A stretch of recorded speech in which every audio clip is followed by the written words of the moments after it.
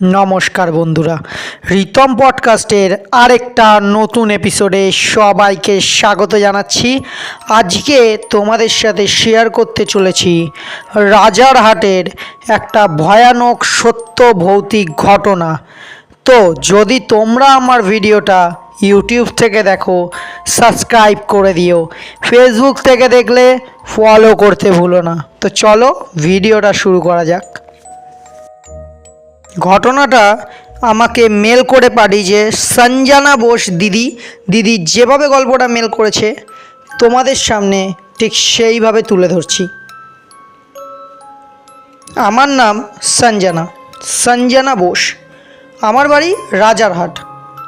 আজকে তোমাদের সাথে যে ঘটনাটা আমি শেয়ার করছি সেটা আমার জীবনের একটা মারাত্মক ভয়ানক ঘটনাটা আমার সাথে ঘটে 2020 সালে। কিন্তু তার আগে বলে দিই, 2015 সাল থেকে ঘটনাটা স্টার্টিং হয়। ঘটনাটা ঠিক এরম হয়, 2015-তে আমি তখন এইচএস দেব। তখন আমার একজন বয়ফ্রেন্ড ছিল, তখন সেও এইচএস দেবে, মানে আমরা সেম এজ, একই স্কুলে পড়তাম। তো আমি না এইচএস দেওয়ার এক মাস, মানে এইচএস এক্সাম তার এক মাস আগে থেকে ওকে দেখতাম না, ও খুব ডিপ্রেস থাকতো। আমি ফোন করলে সেরকম কোনো রেসপন্স দিত না, হুঁ হাঁ বলে ফোন কেটে দিত, একা থাকতে যেত। আমি অনেকবার জিজ্ঞেস করেছি এক্সামের চাপ, বাড়ির থেকে প্রেশার বা অন্য কোনো প্রবলেম নাকি। ও আমায় কিছু শেয়ার করেনি। এইচএস মানে আমাদের এইচএসের যে লাস্ট এক্সামের দিন ও এক্সাম দিতে আসেনি। তো আমি ওকে কন্টিনিউয়াস 15-20 বার ফোন করেছি, ও ফোনও রেসপন্স করেনি। তারপরে আমি শুনলাম ও গলায় দড়ি দিয়েছে। কিসের জন্য দিয়েছে, কি কারণে দিয়েছে, সত্যি কথা বলছি আজকে 2024-এ দাঁড়িয়েও আমি জানি না। ওর মৃত্যুর পরে না আমি নিজেও ডিপ্রেশনে চলে যাই। মানে প্রথমত আমরা খুব ভালো বন্ধু ছিলাম, আমাদের মনের সব কথা খুলে দুজনকে বলতাম, বাট হঠাৎ কী হলো নিজেও জানি না। দেন আমি মাঝে মাঝে ওকে না ফিল করতাম, মানে আমার পাশে হয়তো কেউ বসছে, বা যখন আমি পড়তে যেতাম সেই টাইমটা, যখন আমি কলেজের ফার্স্ট ইয়ারে, তখনও আমার সাথে এগুলো ফিল হতে থাকে। তো আস্তে আস্তে 2018-19-এর দিকে গিয়ে এটা বন্ধ হয়। তো 2019-এ আমার একজনের সাথে পরিচয় হয়, যে আমার প্রেজেন্ট বর। তখন আমরা বয়ফ্রেন্ড গার্লফ্রেন্ড ছিলাম। 2020-র জানুয়ারিতে আমাদের এঙ্গেজমেন্ট হয়। আমরা আগস্ট মাসে দীঘা ঘুরতে যাই দুজনে বলবো না, আমার সাথে আমার এক বান্ধবী আর তার বয়ফ্রেন্ডও গেছিলো। তো আমরা অনলাইনে একটা হোটেল বুক করি, হোটেলটা মোটামুটি ভালো, খারাপ বলবো না। তো যখন আমরা পৌঁছাই না, হোটেলে এন্ট্রি করি, হোটেলটা প্রথমত আমরা যেই রুফে ছিলাম, আমরা সেকেন্ড ফ্লোরে ছিলাম, প্রচণ্ড মানে একদম নিস্তব্ধ, মানে তুমি যখন হাঁটবে না ওই ফ্লোর দিয়ে তখনও পায়ের আওয়াজ হবে। তো সেই রাতে ঢুকেছিলাম, সেই তো ভাবলাম যে ওরম কিছু না। তো আমরা রুমে ঢোকার পরে আমরা মোটামুটি এনজয় করলাম। 2-3 দিন হয়ে গেছে। যেদিন আমরা চলে আসব তার আগের দিন আমরা একটু হার্ড ড্রিঙ্কসের ব্যবস্থা করেছিলাম। আমরা 4 জন কাপলস বসে ড্রিঙ্কস করছি। তো যে এখন আমার বর, সে একটা খুব মানে দুষ্টু বুদ্ধি বার করেছিল। হয়তো সেদিন ওর কথাটায় রাজি না হলেই আজকে আমাদের লাইফটা এরম হতো না। ও হঠাৎ করে বলল যে চলো কিছু ইন্টারেস্টিং করি। আর আমার যে বন্ধুর বয়ফ্রেন্ড ছিল সেও খুব লাফাতে শুরু করলো ওর কথায়, হ্যাঁ চলো ইন্টারেস্টিং কিছু করব। ওর যে বয়ফ্রেন্ড, আমরা বলছিলাম প্রথমে কি করব, তখন আমার যে বন্ধু ছিল তার বয়ফ্রেন্ড বলে উঠলো চলো প্ল্যানচেট করি। তো আমরা প্রথমে একটু হাসলাম যে কি পাগলের মতো কথা, প্ল্যানচেট আবার হয় নাকি। তো প্রথমত এরকম হাসাহাসি করতে তারপরে সিরিয়াস হয়ে গেছে সবাই, যে হ্যাঁ প্ল্যানচেটই করবো, কিন্তু কার আত্মাকে ডাকা হবে। তখন আমার যে বর, মানে এখন বর, সে তখন আমার বয়ফ্রেন্ড ছিল, ও বলে উঠলো তোমার এক্সকে ডাকো। আমাকে নিয়ে খিল্লি নিচ্ছিল। তো আমি বললাম যে তুমি কি পাগল নাকি। তো অনেকক্ষণ ধরে আমার পেছনে লাগার পরে আমি বললাম ঠিক আছে চলো ডাকবো বলে, ওর একটা ছবি ছিল আমার কাছে, ও ফেসবুক করতো, সেখান থেকে ছবিটা ডাউনলোড করে আমি মাঝখানে রাখলাম। আমরা 4 জন চারদিকে বসে রয়েছি। আমার মনে আছে আমাদের কাছে মোমবাতি ছিল, আমরা মোমবাতি জ্বালালাম, আমরা নিচে বসে রয়েছি। নিচে বসে মোমবাতি জ্বালিয়ে চারজন হাত ধরে পুরো ঘর অন্ধকার করে দিয়েছি। ওর ছবিটা মাঝখানে একদম জল করছে। ওর নাম ছিল সৌরভ। ওকে, ওর চোখগুলো না সেই ছবির মধ্যে পুরো জল করছে। আর যখন ওরা তিনজন নাম নিচ্ছে, সত্যি কথা বলছি, আমার ওর নামটা না আমার মুখ থেকে বেরাচ্ছে না। ওরা কন্টিনিউয়াস বলে যাচ্ছে সৌরভ, সৌরভ, সৌরভ। সেই টাইমটা না আমার গা পুরো ভারী হয়ে গেছে। আমার চোখ মুখ একদম গরম, একদম একটা হাওয়া বেরাচ্ছে, আমি ঘামছি। হঠাৎ করে সবাই বলছে কি চোখ বন্ধ করো, সবাই চোখ বন্ধ করে ওকে ভাবো। আমি জাস্ট একবার ওকে ভাবার চেষ্টা করলাম। বিশ্বাস করবে না, তোমরা দানবের নাম শুনেছো? আমি দানব দেখেছি। মুখটা পুরো সৌরভের মতো, চেহারাটা বিশাল তাগড়া, একদম না আমার দিকে ছুটে এলো। আমি প্রচণ্ড জোরে একটা চিৎকার দিয়ে ওদের হাত ফাত ছাড়িয়ে দিলাম। আগুনটা একদম নিচে পড়ে গেল। মোমবাতিটা আমার পায়ে লেগে, একটাই মোমবাতি ছিল, তো পড়ে গেল আর পুরো ঘর অন্ধকার হয়ে গেল। তাড়াতাড়ি করে আমার বয়ফ্রেন্ড আলো জ্বেলে দিল, দেখলো আমার চোখ দিয়ে গল গল করে জল পড়ছে আর আমি পুরো কাঁপছি থরথর করে। তো সেই টাইমে ম্যাটারটা প্রচণ্ড সিরিয়াস হয়ে গেছিলো। তো কোনো রকম আমাকে তোলা হলো, তুলে আমরা সেই দিন আর ওরম কিছু ঘটেনি। পরের দিন আমরা বাড়ি চলে আসলাম। সেই টাইমে ঘটলো ঘটনা, যখন আমরা গাড়ি করে বাড়ি আসছিলাম, আমার বন্ধুর বয়ফ্রেন্ডের 4 হুইলার ছিল, আমরা ওইটা করেই আসছিলাম। আমার সারাটা রাস্তা প্রচণ্ড শরীর খারাপ, বমি। আমি প্রায় সেইটুকু রাস্তা আসতে 10 বারে বেশি বমি করে ফেলেছি রাস্তায় দাঁড়িয়ে দাঁড়িয়ে। ওদেরকে আমার জন্য বারবার গাড়ি পার্ক করতে হচ্ছিলো সাইড করে। আমার প্রচণ্ড শরীর খারাপ, মাথা ঘোরাচ্ছে, আর চোখ বন্ধ করলেই মনে হচ্ছে ওই দানবটা আমার দিকে এগিয়ে আসছে। ঘটনাটা সেদিন থেকে শুরু হলো। বাড়ি যাওয়ার পরে আমার বয়ফ্রেন্ড, মানে আমার এখন যে প্রেজেন্ট বর, তার নাম রক্তিম, ওকে আমি বললাম তুমি বাড়ি চলে যাও। ও বাড়ি চলে গেল, আমি আমার মতো ঘুমালাম। ওই যে ঘুমটা আমি দিলাম না, বিশ্বাস করো আমি জানি না আমি হ্যালুসিনেট করছিলাম না কি করছিলাম, আমি নিজে জানি না, কিন্তু আমি একটা অন্য জগতে চলে গেলাম।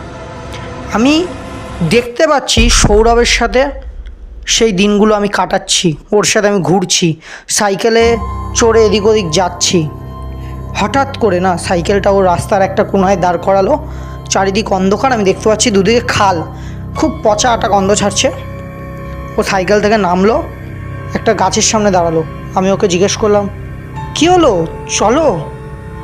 ও আমার দিকে তাকিয়ে হাসি দিল, ঘাড় বেঁকালো, একটা দড়ি দিয়ে ঝুলে পড়লো। আমার ঘুমটা সঙ্গে সঙ্গে ভেঙে পড়লো। ভেঙে যাওয়ার পরে না আমি চারিদিক দেখছি, আর আমার ঘর দিয়ে পচা একটা পোড়া কিছু দুর্গন্ধ যাচ্ছে, পচা তার মধ্যে পোড়া, এই দুটোর মিশ্রণ না আমার নাক পুরো ভরেই দিচ্ছে। আর আমি দেখছি আমার পুরো গায়ের থেকে একদম চাদর টাদর সরানো, আমার হাত একদম কাটা দিচ্ছে, আর আমার চোখের তলায় ডার্ক একদম সার্কেল পড়ে গেছে একদিনের জন্য। কি হচ্ছে আমি বুঝতে পারছি না, আর আমার সারা শরীর ব্যথা, আমি দাঁড়িয়ে থাকতে পারছি না। আমার মা সঙ্গে সঙ্গে আমাকে জলপট্টি দিচ্ছে, গায়ে আমার প্রচণ্ড জ্বর। তো এরম 2 দিন না আমার সাথে কন্টিনিউয়াস ঘটছে। আমি 5 মিনিট পর পর ঘুমিয়ে পড়ছি, আর 5 মিনিট পর পর না আমি সেই জিনিসগুলো ফিল করছি। মানে সৌরভের সাথে আমার 1 বছর মতো রিলেশন ছিল, তারপরে ও সুইসাইড করে। তো 1 বছরে আমরা যা যা কথা বলেছি, যা যা দেখেছি, যার যার জায়গা ঘুরেছি, এমনকি টিচার্স ডের দিন, সব কিছু আমার চোখের সামনে ভাসছে। আর সেই টাইমটা মনে হচ্ছে না আমি এই জগতে বাস করছি না, আমি 2020-তে নেই, আমি 2015-তে চলে গেছি। আর স্বপ্নটার ভাগার আগে প্রত্যেক স্বপ্নটা ঠিক 10 থেকে 15 মিনিট এমন করে করে আমি দৃশ্যগুলো দেখতাম, আর স্বপ্নের শেষেও গলায় দড়ি দিয়ে দিত। তো একদিন ঠিক শুক্রবার আমি রাতে ঘুমিয়ে রয়েছি, আমার পাশে আমার মা রয়েছে, বাবা রয়েছে, একটা রুমে দাদা ঘুমাতো, একটা রুমে মা, বাবা আর আমি ঘুমাতাম। তো ঘুমিয়ে আছি, ঠিক আমি স্বপ্নে দেখছি, স্বপ্নটা একই, সৌরভের সাথে কাটানো দিনগুলো আমি দেখছি, কিন্তু এইবার শেষটা ওর গলায় দড়ি দিয়ে হলো না। আমি ওকে স্বপ্নে জিজ্ঞেস করছি, এই তোর কী হয়েছিল রে, তুই মরে গেলি? হঠাৎ করে আমার দিকে ঘুরলো, ঘুরে বলল অনেক কষ্ট নিয়ে মরেছি আমি, মরতে আমি চাইনি, একটা ঝামেলায় ফেসে গেছিলাম। তারপরেও আমার ঝামেলাটা বলে, দেন আমি ঝামেলাটা এখানে উল্লেখ করছি না। আমাকে বলে ও একটা জায়গায় টাকা পয়সার একটা ব্যাপার নিয়ে কিছু হয়েছিল ওর সাথে, ও ফেসে গেছিলো। আমি বলি তাহলে তুই আমায় বললি না কেন, আমি তোর হেল্প করতাম। বলতে বলতে না ও আমায় বলে উঠলো, তাহলে এখন কর, তুই এখন আমার সাথে থাক, চলে আয় আমার কাছে, আমরা একসাথে থাকবো। ও আমার হাত দুটো ধরলো। আমি বললাম না, এটা সম্ভব না, তুই বুঝতে পারছিস না, তোর জগৎ আর আমার জগৎ এখন আলাদা। বলার সঙ্গে সঙ্গে আমি যার হাত ধরে রয়েছি মানে সৌরভ, সে সৌরভ না, তার মুখের চামড়া আমার সামনে খুলে পড়ে গেল। তাকে দেখতে এত বিশ্রী, আমি যে ভয়টা হাত ছড়াবো সেই হাতটা আমি ছাড়াতে পারছি না। ওর শরীর একদম তাগড়া, মানে আমার থেকে 10 গুণ লম্বা, একটা তাল গাছের হাইটে ওর হাইট। আমি ওকে একদম মাথা উঁচু করে দেখছি, ও আমার হাতটাকে শক্ত করে ধরে রয়েছে। আমি ওকে ভয়তে কাঁপছি প্রচণ্ড, আমায় ছেড়ে দে, আমার ছেড়ে। আর ও না একটা কথা বারবার বলছে, চলে আয় চলে আয়, আমাকে তুই ডেকেছিস তার মানে তুই আমায় ভালোবাসিস এখনও। আমি তো ভুলে গেছিলাম তোকে, আগে আসতাম তোর কাছে, কিন্তু তুই আমায় পাত্তা দিতি না, তাই আমি ভাবলাম তুই আমায় ভুলে গেছিস, কিন্তু তুই এখনও ভালোবাসিস। তুই ঘুরতে গেছিলি ওই ছেলেটার সাথে, ওই ছেলেটাকেও আমি মেরে ফেলবো, তারপরে তুই আর আমি একসাথে থাকবো। তুই চলে আয় আমার কাছে, দেখ তুই একবার ডেকেছিস সৌরভ, আমি চলে এসেছি, আমি আর যাব না এখান থেকে, আমি তোর কাছেই থাকবো। আর ওর যে এমন একটা চিৎকার দিচ্ছে না, আমার ঘুম ভাঙছে না, আমি লিটলি স্বপ্নের মধ্যে নিজেকে চড় মারছি কষিয়ে কষিয়ে, কিন্তু উপায় কিছুই হচ্ছে না। দেন লাস্টে আমি ওর হাতে পায়ে ধরছি, আমার ছেড়ে দে, আমার খুব তোকে ভয় করছে, আমি ওর দিকে তাকাতে পারছি না, এত বিশ্রী একটা দেখতে। ওটা জন্তু না মানুষ না রাক্ষস না দানব কি আমি নিজেও বুঝতে পারছি না। হঠাৎ করে না আমি শুধু একটা কথা কানে আসছে, ওর একটা ফুসফুসের আওয়াজ, হুম হুম হুম। তারপরে আমার ঘুম ভেঙে যায়। ঘুম ভেঙে যাওয়ার পরে আমার কানে ওই শব্দটা না ভাসতে থাকে, হুম হুম হুম হুম। আমি বুঝতে পারি আমি খাটের একদম কোনায় শুয়েছিলাম, আমার খাটের কোনার পাশ থেকে ওই আওয়াজটা আসছে। আমি খুললাম, দেখলাম একটা ছেলে কুঁজো হয়ে বসে রয়েছে, হাফ প্যান্ট, সাদা কালারের একটা টি শার্ট, চুলগুলো বিশাল বড়, নখগুলো একদম জঘন্য, ওর মুখটা চুল দিয়ে ঢাকা, একদম মেয়েদের মতো চুল, আর চুল প্রচণ্ড নোংরা। আর আমি ওর দিকে তাকিয়ে রয়েছি, ও একদম হাঁটু ফাটু গেড়ে মাথাটাকে একদম হাঁটুর মধ্যে গুজে ফুসছে, হুম হুম হুম। কিন্তু বিশ্বাস করো আমি না তখন চিৎকার করতে পারছি না, আমার মনে হচ্ছে আমার পজ হয়ে গেছে, আমি খালি ওর দিকে তাকাচ্ছি, আর আমার নিঃশ্বাস, গরম নিঃশ্বাস পড়ছে, আমার চোখ বড় বড়। হঠাৎ করে ওই ছেলেটা মাথা তুলল, সৌরভের মুখ একটা হাসি দিল আমার দিকে, হামাগুড়ি দিতে দিতে আমার গায়ে উঠে প্রচণ্ড জোরে কামড়ে দিল আমার ঘাড়ের মধ্যে। তখনও পর্যন্ত আমি চিৎকার করতে পারছি না, আমি ছটপটাচ্ছি। হঠাৎ করে আমার মা আমাকে ডাকলো, আমার চোখ খোলার সঙ্গে সঙ্গে দেখলাম মা আর বাপি আমাকে একদম ঘিরে রয়েছে। ওরা বলছে, কী হয়েছে কী হয়েছে তোর? আমি বুঝলাম তখনও আমি স্বপ্নের মধ্যে রয়েছি।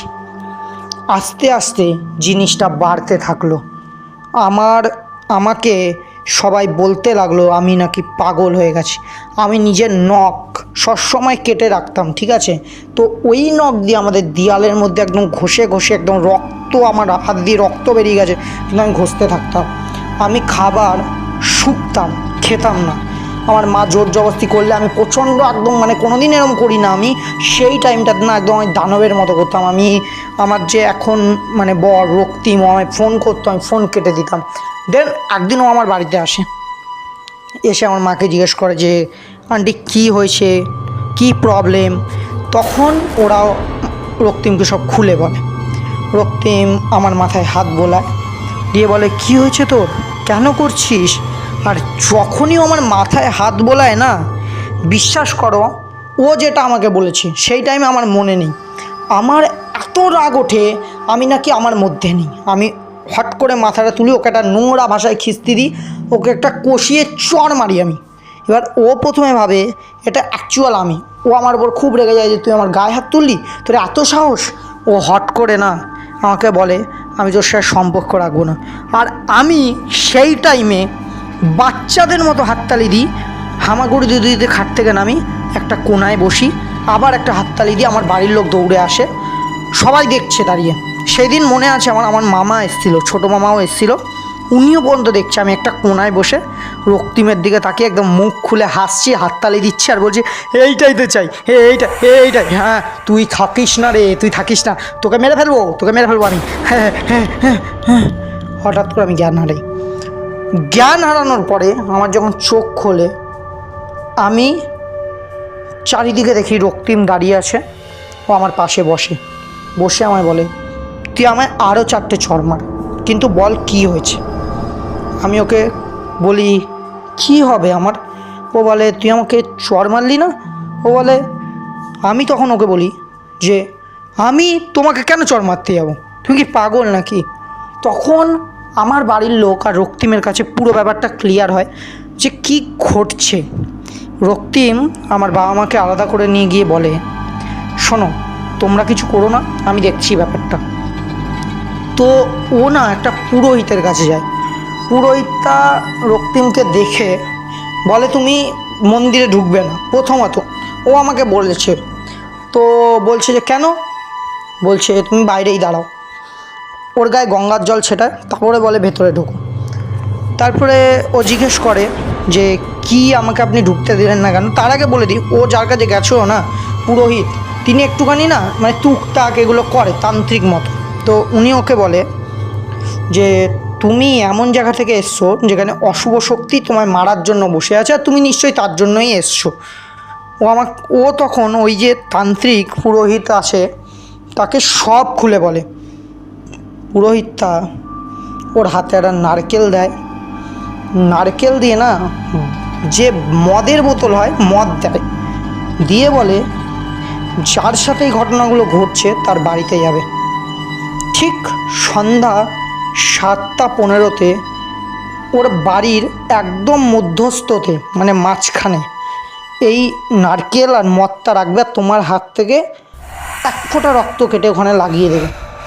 ও যদি এসে ওটা চাটে তাহলে ভাববে যে তোমরা সেদিন যেটা করেছো সে এসে গেছে আর ও তোমার প্রাণ নিয়ে মেয়েটাকে নিয়ে যাবে। তো রক্তিম আমার বাড়ির লোককে প্রথমে বললো, আমার বাড়ির লোক প্রথমে এইসব বিশ্বাস করেনি, তারপরে রক্তিম বললো একবার ট্রাই করতে গিয়েছে।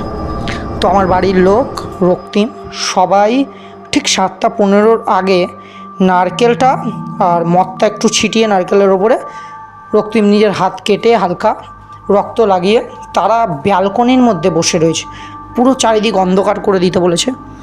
7:20 অবধি কিছু ঘটেনি। তো আমার বাবা আমার রক্তিমকে বললো দেখো তুমি যেগুলো ভাবছো না, আমার মনে হচ্ছে ওকে একটা সাইকিয়াট্রিস্ট দেখানো দরকার। যখনই বলেছে না রক্তিমের নাকি চোখ বড় বড় হয়ে গেছে। রক্তিমের দিকে তাকিয়ে সবাই বললো কী হয়েছে। ও পুরো একদম হাত সোজা করে নারকেলটার দিকে দেখালো। বাবা আর মা দেখলো আমি হামাগুড়ি দিতে দিতে এসে পুরো রক্তটা চাটলাম, চেটে একটা হাসি দিলাম, দিয়ে আবার হামাগুড়ি দিতে দিতে ঘরে ঢুকে গেলাম আর দরজাটা দাম করে একটা আওয়াজ করে বন্ধ করে দিলাম। আমার মা কান্নায় ফেটে বলল, বাবা পুরো পাগলের মতো করছে, লাইট জ্বালালো, জ্বালিয়ে ঘরের মধ্যে এসে দেখে আমি নিজের মাথা দেয়ালে ঠুকে ঠুকে ফাটিয়ে ফেলেছি। আর বাবা মা যখনই ধরতে চাইলো আমিও ধরতে গেছি, মানে রক্তিমও ধরতে গেছিলো। ধরতে গিয়ে না রক্তিমকে আমি বারবার নাকি বলছি তুই ধরবি না, তুই শালা ধরবি না, তুই শালা ধরবি না। তো তারপরে রক্তিম আবার ওই পুরোহিতটার কাছে যায়। তান্ত্রিক বলে আমরা যাব।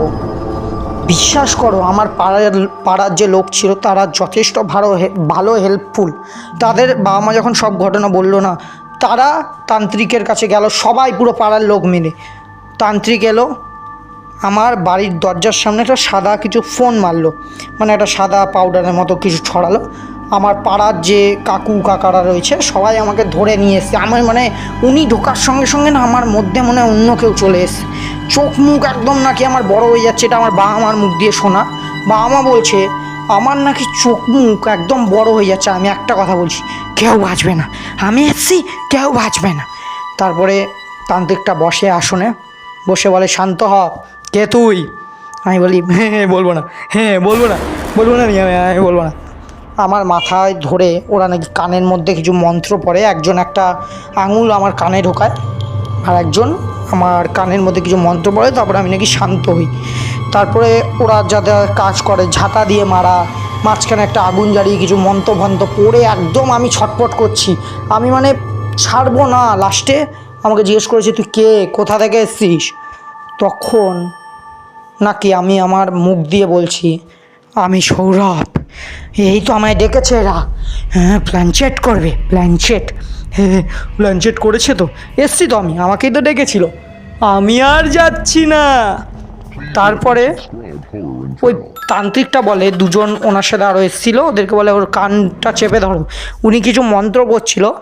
উনি যেটা বলে যে উনি নাকি একটা দুটো ওয়ার্ড বললে আমি নাকি ছাড়তে বাধ্য ছিল সৌরভ আমাকে। তার আগে ও পুরোহিত থেকে এমন জোরে একটা লাথি মারে, পুরোহিতটা ছিটকে পড়ে যায়, আর তার সাথে এমন একটা ঝাটকান দেয় যে ওই দুজনও পড়ে যায়। মানে আমায় দেখলে তোমরা বিশ্বাস করবে না, আমি খুব রোগা একজন মানুষ। আমাকে যারা ধরে রেখেছে ও 3-4 জন, আমি তাদের ছিটকে ফেলে দিই। পুরোহিতটা বলে দেয় একে কিচ্ছু করা যাবে না, এখন একটা কাজ করো, একে ঘরে বন্ধ করো, এ যতই ডাকুক কেউ যাবে না। তো ঠিক আছে, কেউ যাবে না। তারপর সবাই না যত আমাদের আবার পাড়ার লোকদের বলে দিয়েছিল একটু হেল্প করতে, আমি যতবার গেটে লাথি মারবো বা কিছু আমার দিকে ধনের মধ্যে একটু আগুন ছুঁড়ে মারতে, আর তত আমি ভয়তে না একদম দেয়ালে সেটে গেছিলাম। আর ওই যে তান্ত্রিক ছিল, তান্ত্রিকের যে গুরু, উনি তাকে আনতে চলে গেল, একদিন বলল সময় লাগবে, রাতেই উনি বেরিয়ে গেল। বেরিয়ে যাওয়ার পরে সেই রাতে পাড়ার লোক সব চলে গেল, বাবা মা উল্টো দিকে ঘুমাচ্ছে। আমার বাবা স্বপ্ন দেখে আমি নাকি নিজের হাত কেটে গলা কেটে ফেলেছি আর গলায় দড়ি দিয়ে দিয়েছি। আমার বাবা চুপচাপ ওঠে, মা ঘুমাচ্ছে, উঠে দৌড়ে দরজাটা খুলে দেখে আমি কি করছি। তারপরের ঘটনাটা যেটা হয় না, আমার জীবনের সবথেকে স্যাড আর সাংঘাতিক ঘটনা। মায়ের চিৎকারে পুরো পাড়ার লোক আমার বাড়িতে আসে, এসে দেখে আমার বাবা নিচে শুয়ে রয়েছে, আর আমি আমার বাবার ঘাড় কামড়ে মাংস অর্ধেক উঠে গেছে। আমার পাড়ার লোক কোনো রকম আমাকে বাঁধে দড়ি দিয়ে, আমার বাবাকে সঙ্গে সঙ্গে হসপিটালে নিয়ে যাওয়া হয়। কিন্তু এখনও পর্যন্ত আমার বাবা ঘাড় বেঁকাতে পারে না, কারণ ওনার যে ঘাড়ের মাংসল যেটা আসল থাকে সেটা আমি কামড়ে ছিঁড়ে দিয়েছি। আমার বাবার প্রাণের ভয় হয়ে গেছিলো। তো তারপরে ওই তান্ত্রিক এসে কোনো রকম বড় তান্ত্রিক যিনি ছিলেন যজ্ঞ করে, লাস্টে 3-4 জন আরও যে ওনাদের কাছে জিন থাকে তাদেরকে ডেকে প্রায় সৌরভের সাথে যুদ্ধ করে আমাকে ছাড়ানো হয়। আর আমাকে বলে আমার ফোন থেকে ওর সব ছবি, ওর যদি কোনো জিনিস থাকে, আমাকে একটা টেডি দিয়েছিল ছোট, সেই টাইমটাতে যখন আমরা স্কুলে পড়তাম, ওই টেডি প্লাস একটা পেন, ওই পেনটা পর্যন্ত জ্বালিয়ে দেওয়া হয়। জ্বালিয়ে দেওয়ার পরে আমাকে গঙ্গায় নিয়ে গিয়ে স্নান করানো হয়, তারপর আমি ভালো হই। কিন্তু সেইগুলো যখন হয় আমার সাথে, মানে আমি যখন রক্তিম যখন আমার ছেড়ে চলে যায়, তারপরে ও নাকি চলে যাওয়ার আগে প্রচণ্ড কেঁদেছে আর নিজের হাত দিয়ে বাড়ি মারছে, আর একটা কথা বলছে ও আমায় খুব ভালোবাসতো। তো যেটা হলো আর কি, তখন আমার বাবা এখনও পর্যন্ত, আজকে 2024, আমার বাবা সেইখানে হয়তো মারা যেতে পারত পাড়ার লোক ঠিক টাইমে না আসলে। তো জাস্ট এটাই ছিল আমার লাইফের একটা ভয়ানক গল্প। তারপরের থেকে না আমাদের বাড়িতে কিরম একটা আওয়াজ হতো, আস্তে আস্তে জিনিসগুলো নর্মাল হয়, কিন্তু সেই টাইমে না খুব ভয় পেতাম, একদম সেটে শুটে থাকতাম। আমার দাদা সেই টাইমে প্রচণ্ড ভয় পেয়েছিল। ও তখন, ওর বয়স কত হবে, আমার থেকে 1 বছর কি 2 বছরের বড়। সেই টাইমে আমার দাদাও কি আর করবে। তো আশা করি এখন সব ভালো আছে, আমার বাবাও ভালো আছে। তোমার শ্রোতাদের এই গল্পটা বলে শুনিও, আশা করছি ভালো লাগবে। Thank you. প্রথমে বলি, গল্পটা মারাত্মক ভয় দেখিয়েছে আমাকে। এক একটা সিনারি যখন আমি কানে হেডফোন লাগিয়ে শুনছিলাম, আমার প্রচণ্ড ভয় লেগেছে। যখন ওই রক্তটা চাটছিল বা পাশে বসেছিল, সেই সব সিনারি আমি আমার চোখে ভাসছে। থ্যাংক ইউ সো মাচ দিদি, এত সুন্দর একটা গল্প আমায় গিফট করার জন্য। আর হ্যাঁ, তোমাদেরও যাদের ভালো লেগেছে অবশ্যই কমেন্ট করে জানিও দিদিকে। আর হ্যাঁ, সাবস্ক্রাইব করে দিও আর শেয়ার করে তোমার বন্ধুদেরও ভয় পাইও। আবার চলে আসবো ভয় পাওয়াতে। লাইক শেয়ার সাবস্ক্রাইব করে দিও বন্ধুরা। আজকের জন্য এইটুকু, দেখা হচ্ছে অন্য কোনো ভিডিওতে। টাটা।